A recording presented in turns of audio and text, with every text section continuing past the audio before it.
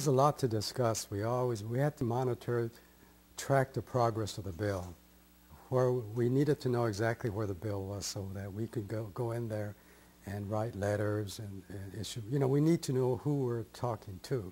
And the bill was stalled quite a bit of times in the House committees.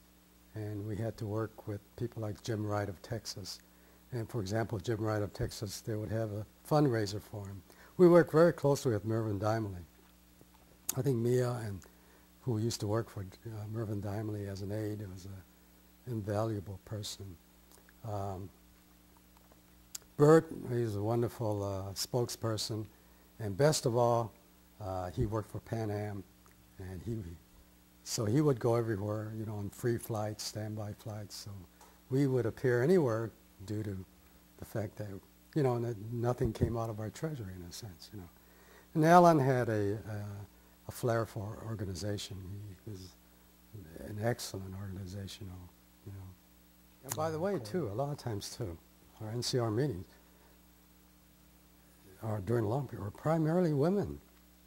One time I walked in there and said, "What happened to the men?" There was just me and David and Davy Mahara.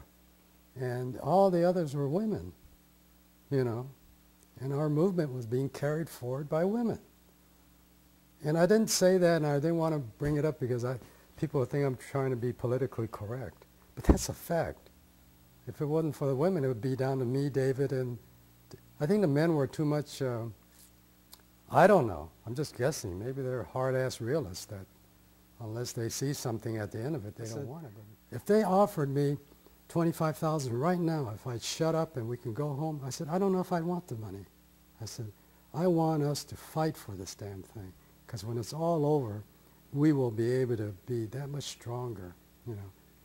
But that to me was I felt my greatest contribution to NCRR. I kept pushing that. And of course I kept pushing for fiscal responsibility, you know, because I don't think we ever had, as a national organization, no more than about $8,000 in our treasury. This is why I was so, what's the word for it? Frugal, responsible, accountable. Because a lot of our money came from $5 and $10 donations from the Little Tokyo Towers. There's 300 units over there, all filled with essays. And they were all low income, and they were giving us what little they had.